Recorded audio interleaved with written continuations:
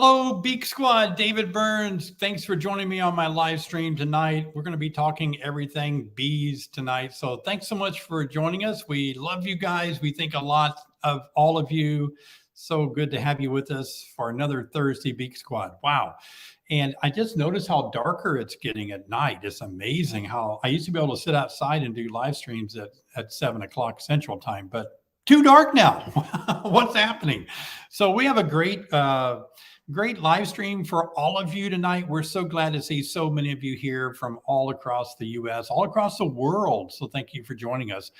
I just want to make sure that you understand tonight we're excited to have Sherry working the admin for us. Thank you, Sherry. We're thankful for tonight's host is Jessica Fairfax. So thank you guys. And tonight our guests are Eric, Malcolm, and Anne Marie. They are from Bee Informed Partnership. Let me introduce you to them right now. Hey guys, good to see you. Hey David, how are you? Good. Good evening. Yeah, Anne Marie and Eric, thank you guys so much for being here. How do you pronounce your last name, Anne Marie? My last name is Fauvel. F-A-U is like an O sound. It's French Canadian. One more time. Fauvel. It's like an O. Fauvel. Yeah. Just replace the A-U with an O. Okay, great. Well, it's good to have you guys. I want to introduce you to our viewers tonight, our live stream. You guys are with Bee Informed Partnership, and that's better known by you guys as BIP. So if you hear us say the word BIP, that means Bee Informed Partnership, and there's the website, beeinformed.org. Let me give you an introduction on how I got kind of knowledgeable about Bee Informed. I was actually speaking out in Maryland at their state conference, and I met Eric, and Eric began maybe he made a presentation. I don't remember, Eric, but either way. I was supporting the audio and visual stuff. Oh, okay, great. Oh, and then I learned about BIP through you, so that was great. And then of course I'm new to Anne Marie, but we look forward to meeting her, sharing more tonight. But I want our audience to know tonight that you guys are so important. You're such an important backbone to beekeeping, both in the commercial scene and the backyard beekeepers. What you do is so important, and I think it's really good to introduce this to my audience, just what role that you play. But before I introduce you guys, we got a lot to talk about. Let me also say that you guys run off the donations of beekeepers. And so that's important. That's why tonight we've decided that all of the donations that are made on the live stream tonight through super stickers and super chat and all that, all of those are going to go to Bee Informed Partnership. And we have a matching donor that will be matching some of those donations as well. So this is going to be a very, hopefully a good opportunity for beekeepers to support Bee Informed Partnership. But before we get into it, I'm going to ask you this. I'm going to start with Anne Marie. Anne Marie, what do you love and hate about beekeeping? Oh. Okay, I'm going to start with the hate. Yep. I hate that we don't have great answers to all the problems that we encounter in the field in beekeeping. So that's what I hate. And what I love is the challenge of trying to find those answers. So anything that works around trying to find solutions for beekeepers and supporting beekeepers and the colony health in the industry, that's really what I love about my job and about beekeeping in particular. It's really a challenge, and every day is kind of a new day to find some new solutions. That's what I love about it. Yeah, I love that. Okay, Eric, you're up now. What do you hate and love about beekeeping? Yeah, so I guess I'll start with the hate. I mean, I guess hate is a strong word as always, but my thing is I overextend myself in most aspects when I can, and beekeeping is no different. And so the toughest part is like when you've kind of reached that upper threshold. And then it's July in Maryland, and it's super hot and swampy, and I'm out of Maryland here, so we get all the seasons. But yeah, that's the one thing that I find the biggest challenge with beekeeping is dealing with all of the environmental aspects. What do you love most about it? You know, it's just so dynamic, and it's such a deep and vast topic. You know, I'm not an academic exactly. I mean, I work with researchers and everything, but I basically I find that the ability to invest time is usually rewarded by, you know, developing skills and deeper knowledge in bees and beekeeping as you go. So that's what I really love about it. It's never ending education. Oh, that is so true. Yeah, that's really good. Well, guys, I really think it's great. I've already chatted with you guys yesterday a little bit in preparing for our live stream tonight.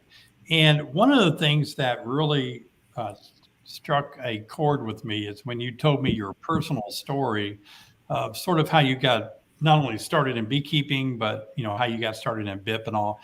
I want to hear that story again. And Anne Marie, let's start with you. All right. Well, I mentioned I'm French Canadian, so I actually come from Quebec in Canada, and I have a degree in wildlife management. In fact, my graduate work and studies were on the study of the winter habitat of the moose, and so I've kind of gotten from a pretty big organism to a pretty small one, I guess. I'm a little bit out of a fish out of water now, but after I did my degree, I started teaching a little bit, and then I met and married an American. And so there's a nice little saying in French that translates to English as "who takes a husband takes a country," or something like that. So I moved to the US and we settled into Michigan here, and I started teaching at the university. And I taught all sorts of classes between biology and environmental and sustainability studies. And I focused a lot on food systems and agriculture and nutrition. And it's through my food journey that I knew that bees were really important to producing food.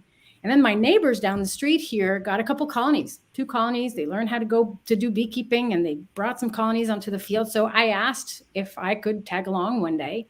So they suited me all up.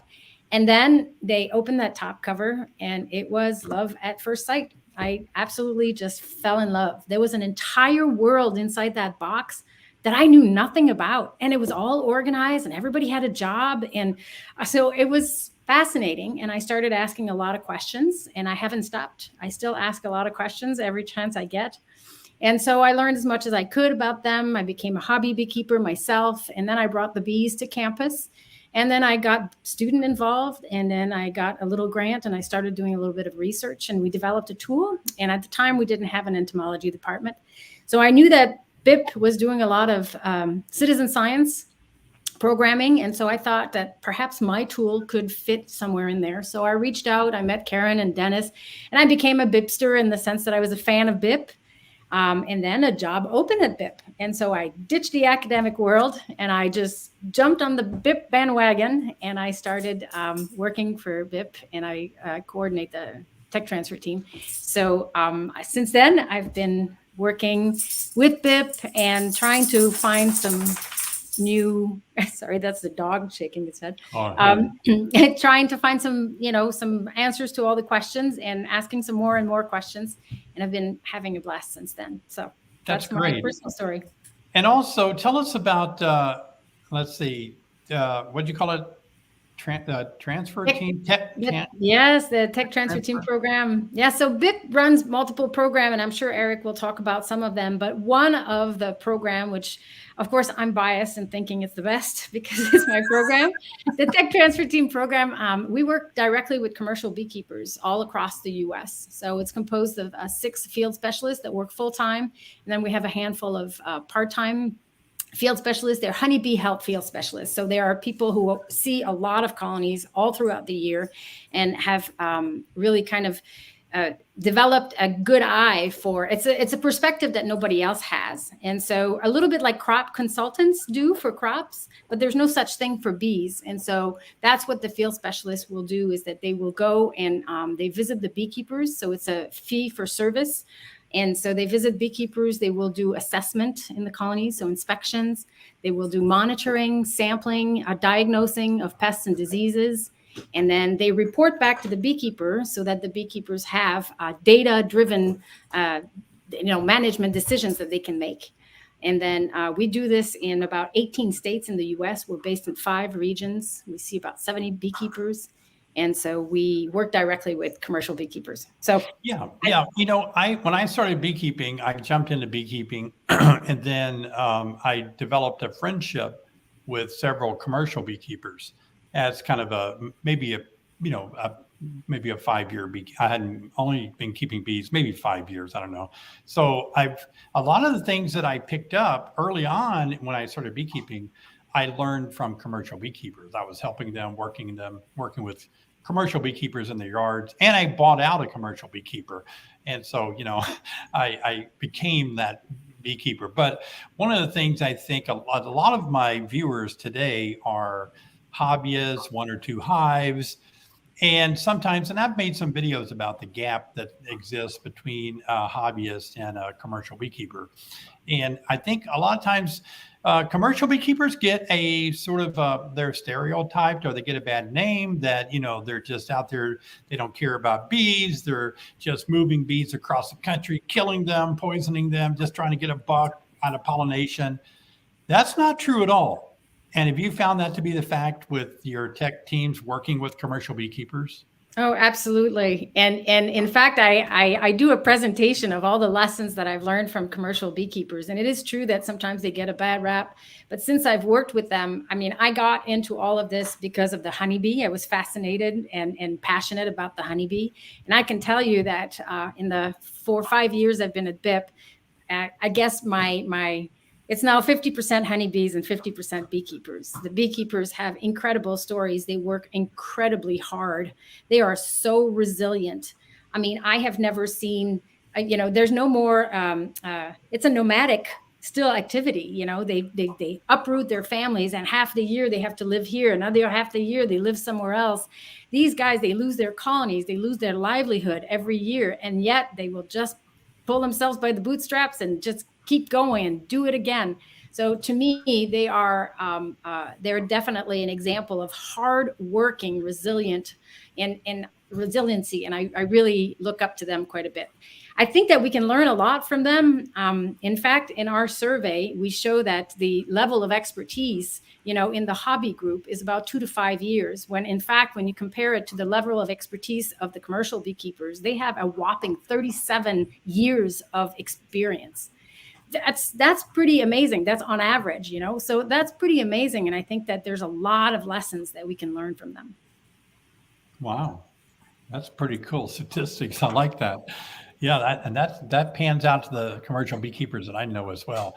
I like what you're saying, because I know a lot of commercial beekeepers, like, when I dabbled in the lower number of hives and the commercial numbers, but when I became a commercial beekeeper, I didn't intend to become a commercial beekeeper. I just expanded my hives until I had so many that it kind of fell into that category between almost sideline or commercial. But I think a lot of commercial beekeepers, a lot of them don't wake up in the morning and say, I think I'll be a commercial beekeeper today. A lot of times they start out just as hobbyists, and they grow and they get 100 and 500 and they eat 1,000, and all at once they're a commercial beekeeper and they find themselves there. I've heard that story so many times.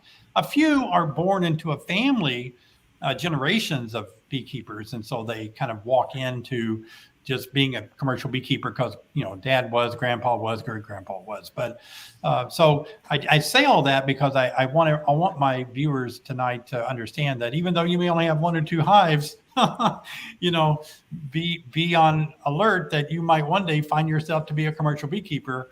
And it's amazing how quickly. We had a gentleman that bought bees off of us here at one of our training center classes, and he put them all in the back of his Cadillac and drove off as a new beginner. Now he's a large commercial beekeeper. And It wasn't that long ago that he took a beginner's class. So it's just amazing. So that's cool. They're definitely addicting, Yeah, I know. Yeah. Well, and David, there's another story, you say they're born into it or they slowly grow into it. There's another story that I found with commercial beekeepers. I've heard this multiple times too, is that the son, for example, will say, I want nothing to do with bees. I have seen my father work like so hard and, lose colonies. I don't want to have anything to do with that. So they go off, they go to college. Some of them will get IT degrees, business degrees, political degrees, and then they start working in an office. And then all of a sudden, a couple of years later, they go back to the beekeeping world and they say, okay, it's in my blood. There's nothing I can do. I guess I want to be a beekeeper now. So there's that other story that I find really interesting. Yeah, that's great. I one of my really good friends who helps us so much in our business is a commercial beekeeper that we've worked with forever. And his story is beautiful. He went to the University of Illinois. I think his degree was in maybe psychology, something like that. And he got offered a nice job at a big company like AT&T or something like that, big corporate office somewhere. But then he just couldn't pull that trigger. So he went to the library and checked out all the books on beekeeping from, back then there was just libraries. And he took them home, and his mom and dad were like, well, what are you doing? I'm going to become a beekeeper. And so he did. He actually became a commercial beekeeper and still doing it to this day. And I think he's in his 70s. So wonderful. It's great to hear that. But I'm going to shift gears. Oh, by the way, I want to thank all of you for making these donations. That is so kind of you. Thank you. Just thank you guys so much. So Eric, tell us about, let's say I'm a new beekeeper. I started this year. I'm making all this up because I'm not new, but let's say I'm pretending I'm a new beekeeper. Started this year. I got one hive. It's been a nightmare. I thought it was going to be easy. I watched all David's videos on YouTube, thought I had a handle on it. Now it's real complicated. I don't know if my queen's alive. Why do I care about Bee Informed Partnership as that person? Yeah, so just for those of you who don't know about Bee Informed Partnership and what we do overall, we're of course a national nonprofit that focuses on collaborating with researchers and scientists and beekeepers, and that this goes across all of our different programs, not just the tech team, not just the Sentinel Apiary program, and a lot of you probably already know about the Loss and Management Survey, and thank you to all of you who take that, by the way. So what we do is we take all that data and all the the understanding that's gained through these different projects, the data that's collected in the field, boots on the ground, things that we understand through working with backyard beekeepers, and we try to put that into both digestible presentations and resources available on our website to help people keep bees better. So make better choices, make more informed decisions where it comes to management. And kind of, sometimes we end up directing them, maybe back to a bee club to say, hey, here's where you need to go to get this, 101 education. But after that, you're going to have questions. And BIP is really, we work to help that continuing education happen. So what kind of information do you have on your website, or do you have an educational arm to BIP where people could learn from your website, new beginners especially? Well, yeah, there's actually, so part of what we do with the Sentinel Apiary program, which, myself I co-coordinate that with my colleague, Rachel Kuipers. Of course, it is a giant team effort. It's not just the two of us running that. And so basically what we do is, again, provide kind of tools and resources to our participants, but also those resources are available to everybody. So if you were to go to beinformed.org/sentinel, there's actually a whole bunch of different videos. There's protocols that explain what you're looking for, how to quantify brood patterns or frames of bees, or identify queen status, or pick up on different types of diseases. So there's a lot of resources that are available for anybody to just go on and check out for sure. Oh, that's great. Okay, good. Well, that's exciting. Bee Informed Partnership. This I know you guys, you call it, is it a Sentinel survey? Is that what you're saying, Sentinel? So we have the Loss and Management Survey, which is the that's how BIP started, actually, out of, it was a NIFA grant back in, I believe, 2011. And originally the Apiary Inspectors Association had started off the annual loss survey when, colony collapse disorder, was discovered and, was a big issue. And they were like, wow, we don't have any metrics on losses. We don't know if this is normal or not. So they started this survey to take place annually. And in 2011, University of Maryland established Bee Informed Partnership as a collaborative entity to work with various organizations and universities to kind of get these researchers across the board together and start working to answer some of these questions. So over time, the Loss and Management Survey has evolved. We've worked with Auburn University. Their Bee Lab actually helps to produce the survey now. And then, so basically we ask, the same type of questions. We have simplified that and kind of thinned it down each year to not be quite as long and all-encompassing. So we rotate some of these questions to reduce that length. But yeah, so that actually helps to inform not just us and our organization, not just beekeepers, but it's in fact helpfully responsible for millions of dollars funded in projects. So different researchers will say, hey, like, look at these losses, look at this challenge it's being seen, and they can actually use that as kind of fuel for grants that they apply for. I see. Yeah. So your data that you're gathering is really a useful tool for those that are doing research in honeybees. Yeah, and beyond, because again, the one of the biggest questions everybody always asks, like, what's wrong with my bees? Like, why did they die? Or how can I do better? It's hard to make those decisions as a beekeeper because, of course, as we all know, or maybe are learning, that beekeeping is remarkably regional. And so, looking at data and being able to identify these different regions and practices that work and things that don't, again, through various projects and programs that we do, help to inform really all levels of beekeeper. Yeah, that's great. Yeah.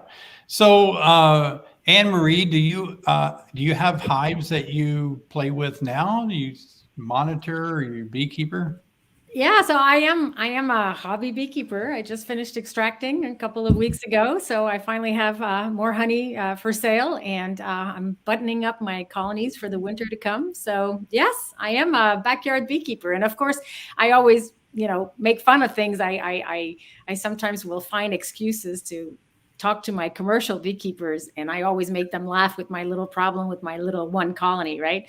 But yes, I actually do. I feel like it keeps me, my bees are something, that I need to play with and just kind of experience. I do think that you need to get that experience in order to sharpen some of those questions that you want to keep on asking. Yeah, that's great. Beekeeping, whether you're a commercial or sideliner, brand new hobbyist, we all have tools in our toolbox that we gain experience, but even the best of us gets thrown a curveball.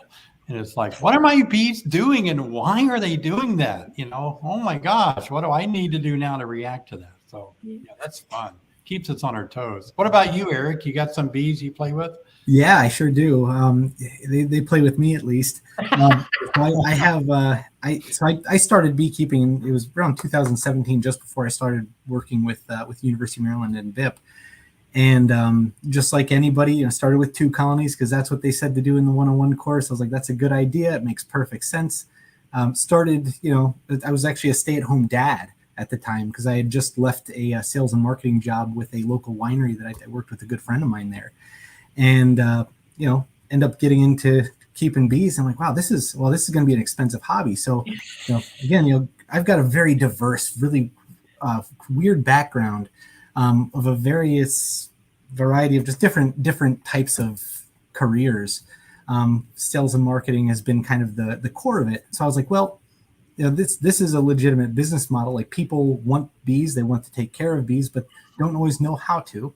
And so I actually have a sideline operation. It's a small sideline operation. It's about 70 colonies that I do apiary management and run about 40 of my own colonies as well. So yeah, it keeps me busy on top of the other fun stuff we do as a family. And yeah. So I want to drop back. So you were working as a sales and marketing guy for a wine company? Yeah, for a winery. And you left that. What do they pay you with wine? Who leaves a job like that? They paid dollars, and actually they were offering me a management position for the sales department. And I was going to that lunch getting ready to say, like, hey, we're in a situation at home where I can stay home and, spend time with my, infant daughter, and, we're okay. And so I came with that, like, to present, and he was like, oh, I was going to, give you a promotion and a raise and all this kind of stuff. I was like, darn, mine's made up. So wow. But working for that company, did you get to sample wine all day long? Oh, yeah. In fact, yeah. It was a cool job. And I mean, for anybody who's a responsible driver and all that kind of stuff, it's a cool gig. Being a wine rep, and again, my friend helped enlighten me on all sorts of different components, and of course the flavor profiles, which, funny enough, correlates with honey. So that's been a really fun time. Well, let me tell you about a little bit about my meeting Eric. And Eric, I want to say I want to say this to you and to Anne Marie, is that both of you are being very well behaved tonight. Wow. You guys, we are. Yeah, Eric and I sometimes. Yeah, Eric and I have we've been at a lot of conferences together. We had lunch together at Hive Life. Like I said, we run into each other at a lot of these conferences, and we both have very outgoing personalities, ADHD probably, and Anne Marie's the same way. So we're all just, we're sitting on tack just to keep our minds distracted from going off. But in the dark places. Yeah. So my Eric, mom and family are all here. So my dad. Yeah, I've never seen Eric this way. This is first exposure. We sometimes compare Eric to a puppy. He's always so excited to see you, and his tail's always wagging. Oh, I know. Every time I see Eric, he's just like a little puppy. It's like he loves me. I get very excited. There's thousands of people around me, and there's Eric, David, and I just have to embrace whatever he stands for. You get a hug. Everybody gets a hug. I don't know what BIP is, but I love it because I love Eric. But I have to tell you, David, Eric has done something really huge for me, because coming from a French background, we hug and kiss everyone. And when I came to the US, I felt a little bit like this whole bubble thing. You guys have this 3-foot bubble thing. I didn't really understand that at first. I learned, I was told. But then when I met Eric, and Eric was just going and bring it in, hugging everyone, he gave me permission to be myself. So now I just I just do it too. And I blame Eric for it. So it's great. Wow. I love you guys. Well, Eric and I'll have to hug Eric and Anne Marie next time I see them then. Please. Yeah. Absolutely. 3-foot boundary, That's awesome. That's really cool. You guys, I know it's a tall order tonight to explain, BIP and get people excited about it, because a lot of times beekeepers are just buried in, like you say, Anne Marie, you've been harvesting honey. That's a tough thing. You're getting your bees buttoned down for winter, and then somebody throws something like data and statistics at you, and it's like, I don't have time to fill out any forms. That's how do you sell that, salesman Eric? Well, at the, first and foremost, I mean, none of us can do any of this stuff by ourselves. That goes for us on the team at BIP. That goes for beekeepers in a community. Everybody across the country here. We can't do it by ourselves. And so the best way to collect that understanding and to, help to share that is, of course, like things like answering surveys or, providing this data. For an example, we actually just launched our, it's a free version of our, of a mobile app that allows people to track and monitor their colony health. And, for those of us who have participated in the Sentinel, I know Anne Marie's a longtime participant. I've been a longtime participant personally. And even the tech transfer team folks there, the members and even the field specialists, we all use this on a regular basis to log and track our colony health information. So now that's actually been made available to the public, so they can actually continue to monitor, track, and contribute, that way. Okay. And Anne Marie, what would you say? How would you describe BIP to a new beginner that's interested in the organization, kind of doesn't know exactly how it could impact beekeeping? How would you introduce it to them? Yeah, it's a tall order because it's true that we do a lot of different things. But I think that it started with the survey, and the survey collects copious amount of information from beekeepers to try to get at what are some of these issues with honeybee colony health, right? And so once you have that information about what's going on, then what we really want to do is we want to support these beekeepers, right? We want to support them in a way that we feel will increase the chances of honeybee colony survival or going through the winter or colony health in general, just improve it. And the way we do this is by, we found out through our survey that one of the things that was the most important was monitoring bees. And so both of our program, the Sentinel Apiary program, as well as the Tech Team program, are first and foremost monitoring programs. We are assisting beekeepers to monitor their colonies for colony health and trying to prevent some of these issues before they even happen, right? So that's one of the ways I like to explain it, is that we collect the information, we see where the problems are, and we try to assist beekeepers in doing what needs to be done in order to improve colony health altogether. And so I think that through our various programs, we do some of that. And also not just assisting beekeepers can be with resources. So we have an awesome disease manual that's really, really good. It's got lots of photos and it's fairly simple. So it's really good for training purposes. We have a series of webinars, right, on varroa, on brood disease. So really our bread and butter is colony health. So we're really kind of good at figuring out what metrics to collect, what sort of things do you need to look at and pay attention to, and what are some of the things that you want to be on the lookout and monitor for. And we do realize that backyard beekeeping and commercial beekeeping and side-like beekeeping are slightly different activities. And so we really try to cater with our programs to the different groups of beekeepers in order to improve colony health in the end. Well, that's what it all boils down to. All of us are trying to keep healthier bees and make fewer mistakes. That's really, important to all beekeepers. So I've got a lot of small hive beetles. I've had small hive beetle, most every year. And I think I've had them really bad way back years ago. But this year, man, small hive beetles are really a problem in some of my hives. Do you guys collect any data on small hive beetle? The interesting thing is, so I was mentioning this, with the Sentinel program and also the Tech Transfer Team program, both of us, again, use this app that gathers and collects and syncs this data with our greater database.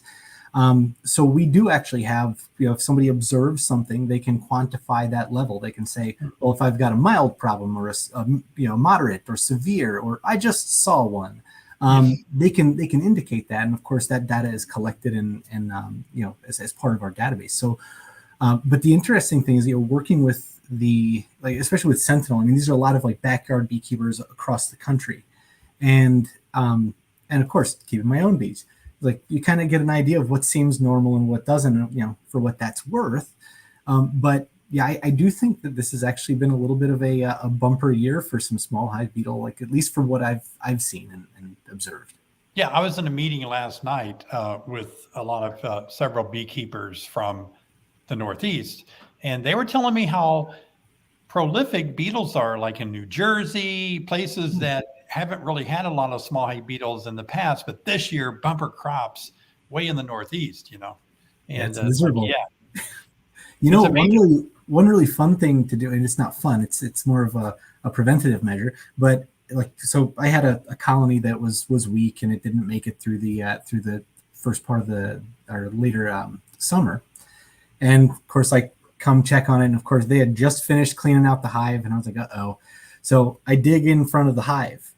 And as we now know, the first time I had a small hive beetle problem, it was actually due to, and no fault of the Sundance trap.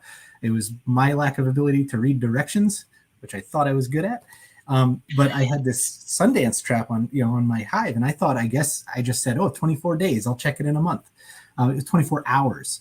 And so I come back to pull this trap. And of course, being I think it was my first or second year, I had my hives just about this far away from the fence. And so I try to pull this shelf out and I'm like, whoa, look at all that pollen. Cool. I dig into it. And of course it is Wriggly. And I was just like, oh no. And I just panicked. And I was like, oh, I gotta get these out of there. And of course, as I now know, they proliferate in the soil. They finish their pupation cycle. So I was just helping them. Oh my gosh, Eric. Would help. They didn't. And so I dealt with that for a year after. So now if I have a small hive beetle problem, I'll dig into the front of the hive or around like any accessible areas, and I'll actually start excavating. And that has been really helpful to reduce some greater issues later. So that's great. Yeah, that's a great story. I want to follow up on that. What kind of hive? What kind of hive did was it a trap that was built into the hive? This, what do you call it, a Sundance?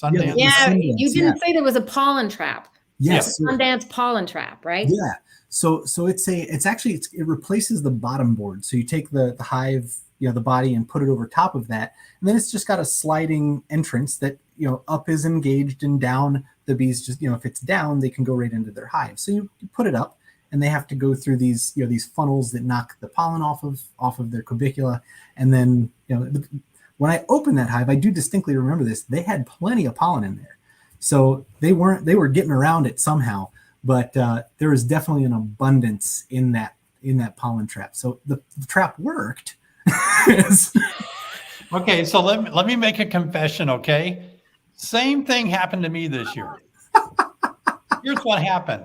I decided I was going to try a bunch of different hives. Okay, so I bought all these hives with my own money. Other companies wanted to give it to me for free, but I said, nope, I'm paying for it myself. So I bought a really nice horizontal hive. I bought a flow hive from the Flow Hive company, and several other different types of hive. But I also bought an Apiary hive.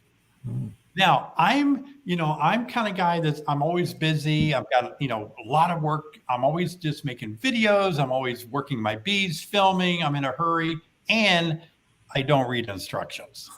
I'll just be honest, right? It's every time. I got the Apiary hive. Okay. It looked pretty simple. I'm like, okay, good. The bottom board's kind of already built into the thing, blah, blah, blah, right? I put it out there. It's running good. It runs all summer long, right? So I'm at EAS, and the owner of Apiary, I can't remember his name now, but he was there. And I was like, yeah, I'm running your hive. It's going pretty cool. I don't understand what these two little things are that came in the box. What are those? And he's like, well, did you read the instructions? I'm like, no, I didn't read the instructions. And he had this horrible look on his face. He was like, did you remove your pollen trap? And I said, there's a pollen trap? Oh, no. He was like horrified. He was like, oh no, I can't.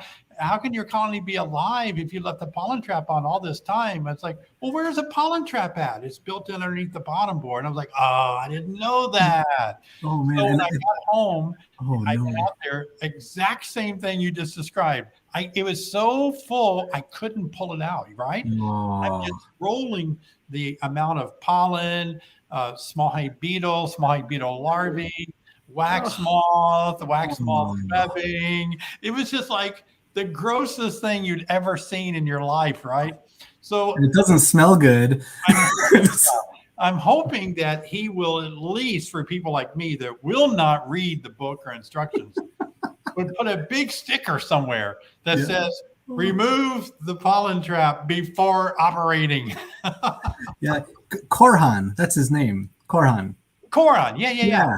I videotaped him. I love him. He is so wonderble. I've got a whole bunch of videos that I'm going to present about him, but I really do feel that is a very, very good hive that they make. The Apiary hive, I'm in love with it. I really like it. Yeah, I wanted to get one and try it out. I haven't tried it out, so I couldn't speak to that, but it looks well made, and that's one of those things. It really is. Yeah. I want to check into one of those sometime. I really wish I could just be sitting here laughing at you two for making such a mistake, but I made my own mistake, and I totally grew some live beetles myself one year where I put a bee escape. I didn't know how to use a bee escape, and I didn't read the instructions, so I put the bee escape, and then I put the honey supers on top. I don't know how the heck I was thinking of doing this. And then I left. I said, oh, I'll come back in 24 hours. And I came home and somebody asked me to go camping for the weekend. And I said, oh yeah, sure. So I went camping for the weekend and returned 4 days later. And I went in and my 3 boxes of honey supers were all wriggly and bubbly and smelly. And then what do you do? Like, what do you do with all this honey, right? And so I had to try to put some in the freezer. I was bleaching some others, and these suckers, I'm sorry, those larvae will not die. You can put them in alcohol and they're still wriggling. They will not die. I mean, at least the adults, there's a satisfying crunch when you do something, right? But those larvae, there's nothing. Ugh. Nothing will stop or kill them. They are just little demons. You can't go. I don't want to get too dark, but fire works really well. Okay. Blowtorch. Yeah. Oh my God, this is turning out to be a Well, Anne-Marie, beetles. All right, let me focus this, because a lot of our listeners are going, what are they talking about? What is this going on? Yeah, so a bee escape is also known as a porter bee escape. It used to be used all the time as a way to get your bees out of your honey supers. It goes under your supers on the oval shaped hole of your inner cover. The bees can pass through it, and these little prongs open and close behind the bees. So if you leave it on for a week, all your bees exit the supers and you can just walk off and harvest your honey. You don't have to get rid of your bees. Well, that's fine until small hay beetle came into the country. Now, any honey like that that's unprotected by the bees, small hay beetle have free rent. They just hang out up there, lay eggs, the larvae grows in there, and it slimes. It slimes when the larvae works through all that honey. It's just a fermented mess. There's no recovery from it. So what we teach people now is don't use those, because you don't want all those honey supers unprotected by bees chasing the beetles around, or else the beetles will take over that. So that's kind of like for all the new beginners that didn't know all of that, and they're like, oh my gosh. But I used to love bee escapes. I use them all the time. I still do, but I'll use them for 24 hours. 24 hours. Yeah. Okay, that makes sense. But yeah, wow, that is really something. Well, for all of you that are tuning in just now, we were talking with Eric and Anne-Marie from Bee Informed Partnership. And if you've been beekeeping any length of time, you know about Bee Informed Partnership. They take a lot of data from beekeepers, like commercial beekeepers and hobbyists, backyard beekeepers, and utilize that information and help all of us keep healthier bees. So we're excited to have them on our program or live stream tonight. And we're taking donations, and all donations that you give tonight are going directly to Bee Informed Partnership, with a donor matching some of those donations as well. So we want to support the organization. I heard you say you were a nonprofit. I think every beekeeper is a nonprofit organization. You know, a lot of people get into beekeeping, and I don't want to get too far in the weeds with this, but a lot of beekeepers think they're going to make a lot of money keeping bees, and it's a wake-up call. I mean, I think you've got to have a pretty full pocketbook to get into beekeeping and keep bees going, at least for a little while, until you expand and get into something like selling queens, or you selling nukes or packages or something. But a backyard beekeeper, it's tough to make a living. So I'm sure it's pretty tight belt for you guys, a nonprofit organization. And one of the things I want to ask about you guys is, Anne-Marie, I know you said you're in Michigan right now, and so you kind of work with Bee Informed Partnership. A lot of your experts and administrators are not in one location. You're just scattered about, and I think that's really cool. And I think Eric is in Maryland, and looks like some bee lab up there that you're sitting at. In the UMDB lab office in the University of Maryland. Okay, yeah. So one of the things about Maryland, you know, I'm amazed at that whole Northeast, Maryland, you know, and there are so many beekeepers and organizations and universities with great. Isn't Dennis Van Ingelsdorf, isn't he in Maryland? And yeah, his office is on the other side of that wall. Okay, wait, of course, you know. But yeah, I mean, Maryland has Maryland has a study group for the EAS Master Beekeeper program. Yeah. That's not affiliated with EAS, but on their own, they're helping candidates study for the exam. No, they're And, awesome. They're such good people. They're huge. And I just can't believe the focus of beekeeping in the state of Maryland. It is gigantic. Yeah, Wow.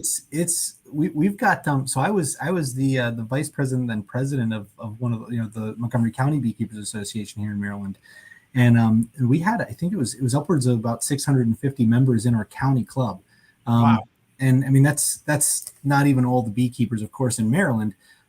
But yeah, there's a ton of beekeepers here. There's a pretty wide diversity of different types. And we don't have a whole lot of commercial, like large commercial beekeepers. I think we've got about like 3 or 4. But we've got a lot of sideliners who do great work. And, of course, they're always ready to help out backyard beekeepers with questions and queens and all this stuff. And just awesome people that are in this community. And that's one of the reasons why I love it, because I mean, you can't beat the beekeeping community. Yes, that's right. Yeah, absolutely. Well, let me encourage all of our people that have joined us tonight. Be sure and ask a question about Bee Informed Partnership. If you want to ask a question, Sherry can pop those up for us. We'll try to answer your questions. If you want to ask Anne Marie or Eric a question tonight related to beekeeping or their personal lives, or what their other hobbies are, or something like that. But Oh boy, more about it. Just throw something out there at them. What do you have, Anne Marie? What do you have for other hobbies in your life?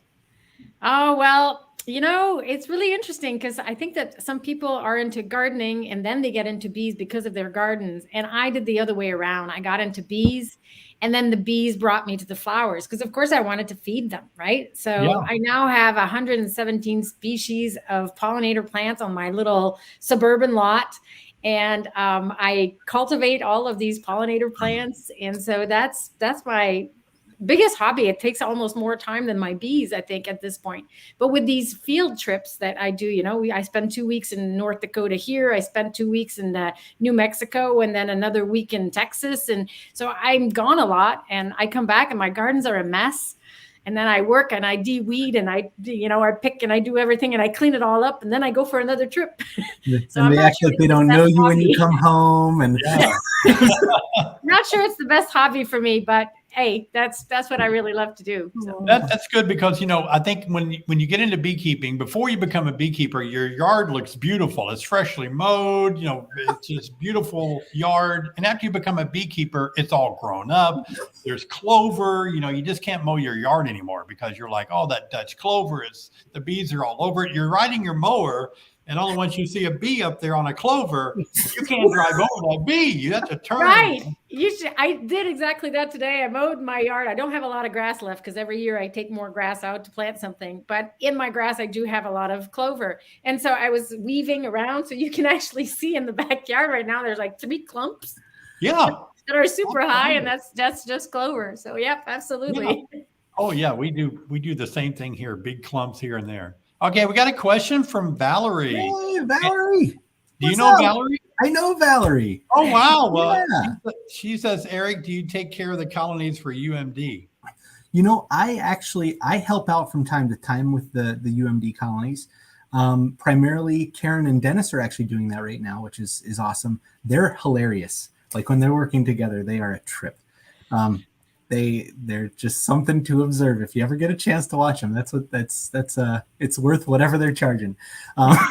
But yeah, but I do help and I do I work very closely with the beekeeping club here on campus trying to educate them and work with them a little more closely on beekeeping management. So I help them kind of more of as a consulting and like mentoring kind of a role. But I do take care of some colonies. Okay, good. Yeah. People always ask me, how many hives do you have, David? And all I can say is way too many that I can't take care of all of them. That's sad. But I really just have a YouTube studio bee yard. I'm in those hives capturing videos constantly, So it keeps me busy, but I often don't always take care of my hives the way most beekeepers would because they're actors. All my bees are actors. I saw a comment over here. I want to mention it. Wow, they're coming in pretty fast. But Anthony says, how do you make how do you make a small fortune in beekeeping? Start out with a large fortune. There you go. Yeah, That's a good one. right. I like that one. Yeah. That's a good one. Yeah, and I wonder, so since a lot of your audience are backyard beekeepers and maybe new beginning beekeepers, I wonder how many of them know about our Sentinel Apiary program. I don't think very many do. Maybe Eric, you can talk about that, because I think that that's a really, for me anyway, personally, I can talk about my personal experience with it. I was a Sentinel Apiary participant before I even worked for BIP. And for me, that program really made me a better beekeeper. Yeah, agreed. I when I started here, the next year I started doing Sentinel because I was, just out of my own pocket, because I was like, oh, I want to drink the Kool-Aid. And of course, the benefit of that to me was creating that accountability and like the fact that, okay, well, I'm going to get in here. Basically, what we do with beekeepers in the program is we send them a kit of sampling supplies and protocols. And we basically, every month, they track this, they inspect the same 4 or 8 colonies or somewhere in between. You can split your stuff with your friend or whatever. But you're tracking the same colonies over the course of 6 months. And what you end up doing, you take a sample of about 300 bees, you send it into the bee lab here at University of Maryland. They process those for varroa and nosema, depending on the time of year. And then we provide a result to the beekeeper so they understand what their actual mite loads look like, as far as that method. So that's that component of it. Of course, it's always helpful knowing what do my mite loads look like. And of course, some methods aren't as thorough. We've done a lot of research looking at, the different ways of conducting, a varroa check.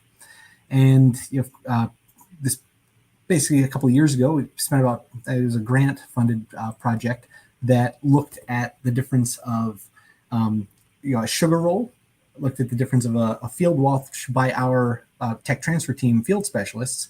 And then what they would do is they'd take both of these different groups would take their stuff, send it to the lab and do a wrist shaker, which basically it's a big machine that just shakes stuff back and forth for about a half hour. And all the mites end up settling down to the bottom. So we were able to find that, with the method that our team uses in the field, it was about 91% accurate. And the sugar roll on average was about 30% less accurate than that. So I always tell people, like, well, if you're going to make a decision based on something, you want to have, of course, the most accurate information. But that's not exactly what Sentinel is. I'm getting sidetracked. But yeah, so besides the understanding of how to do a wash, and we're working on resources to actually start moving towards educating people on how to perform these washes. You're also getting your colonies every month looking for the same colony health metrics. You're looking for brood pattern. You're looking for queen status. Do you see eggs? Do you see, did you spot the queen? Are they acting funny? Do you not see anything? So it's something that allows, and it shows beekeepers what they should be looking for to monitor their colony health. And then when they have that understanding, then you're more informed on what to do with that information. So if I see a really spotty brood pattern now, I don't think, oh, it's fall, it's okay.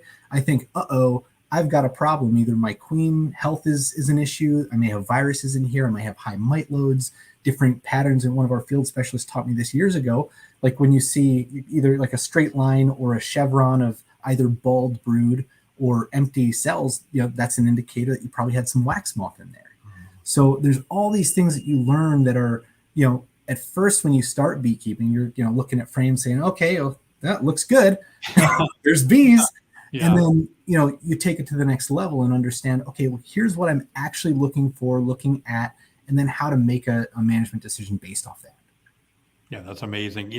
One of my roles at EAS is that I'm the team leader for the field exam. And so I coordinate, I work with a committee that puts the test together for the field, and I secure examiners.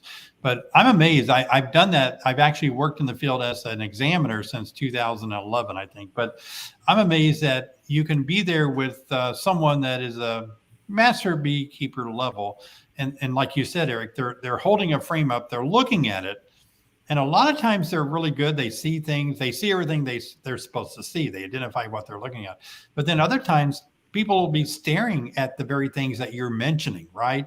You know, like you said, the bald brood in a row, they don't know that's a wax larvae under there. And like what that melted brood is indicating, that kind of stuff. Yeah, right. And I'm sitting there and all of that is registering rapidly in my mind what I'm looking at over their shoulders, and they're missing it. You know, they're missing it. I'm like, oh no, they're not even seeing that. Sometimes I've even said, do you see any kind of pest on the screen? You know, like the 45 beetles walking around. You don't see that? Meanwhile, they're so nervous they can't even hold the frame.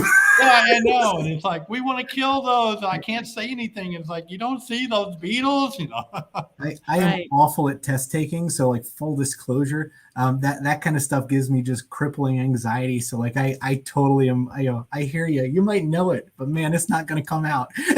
Well, I know. And we try to do everything we can, both in the oral test, the lab, the written, the field. We try to do everything to put the candidate at ease, but there's no putting the candidate at ease. There's too much writing on the line, especially in the field when you have two examiners sitting there watching you. Yeah, I think they're not cracking any smiles or anything.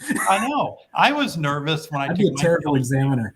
Yeah, I think I would be nervous even today. It's okay, buddy. Just here's a background. Yeah, I know. But it's interesting though, because if you think about it, you know, beekeeping, when you first get into it as a beginning beekeeper, there's just so much to learn. So you need to figure out what's actually a worker and what's a drone. And, you know, the thing is they're all focusing also on trying to find the queen, right? Instead of maybe necessarily trying to figure out if I have eggs, I'm probably good. And stop there. So and these are the first things, right? The few casts and the stages of life of the bees. So the pests are like way above that. There's just so many levels and so many layers of knowledge and information to gather in a beehive, which I think that's why this program is so good. The Sentinel is that it makes you focus on what we think is important to focus on in order to kind of learn what's going on with your colonies, right? Absolutely. Yeah. And it's also very good. So that the other tool that I've used it in my club. So if any of you are part of a club, I use it as, you know, I used to use it as field days for the club. We all went together and learned how to do inspections and, you know, did the sampling all together. And then we would use these reports at the next meeting to kind of look and discuss what is happening in our colonies and the management that needs to be happening at this particular time of the year after year. So great teaching apiary. That's actually what Montgomery County. They actually have been participating in that longer than I've been involved in BIP. And it's been an essential tool that their apiary manager uses on a regular basis. And it's the accountability that really makes this program for me, because it's really easy one month to say, oh, I have soccer camp, I got to bring the kid to soccer. Oh, we have vacation, we have this. But when BIP is waiting for your sample, you don't have a choice. You have to go in and take it. So the accountability. You have a choice. I hear what you're saying, because I encourage my viewers to have a purpose on their inspection, a solitary purpose, because a lot of times you open up a hive up and all at once, your mind just rapidly runs across. I see that, I see this, and I wonder if that means this. I should look for that, and you'll get distracted. So with ADHD, like that's absolutely. Yeah, so I try to say, try to set a timer for about 12 to 15 minutes, maximum 15. One purpose: look for eggs. See eggs, you're done. Close it up. All right. Next time you're in there, we're going to look for the queen. We're just going to see if we can find the queen. Right. And you're going to give it, 12 minutes from open to close. Train your eyes. Close it down. But if most new beginners get in there and they spend in there an hour, and they'll wander through it like they're wandering through a national forest, and they'll just look at everything. And it's a lot. Information There's a lot of good stuff. It's just overwhelming, and they get discouraged. Yeah, so that's good information that the program that you have that can help beekeepers stay focused and do something with that information, be motivated. Well, let me just say that we are about out of time tonight. It really went so fast, but tonight we're hoping that we can receive more and more donations. Looks like tonight's awesome. Donations to BIP. Oh, that's fantastic! Thank you all. $1,200. Wow, that is so exciting. And we're not off the air yet. We still got about another couple of minutes for you Yes, guys. keep them coming.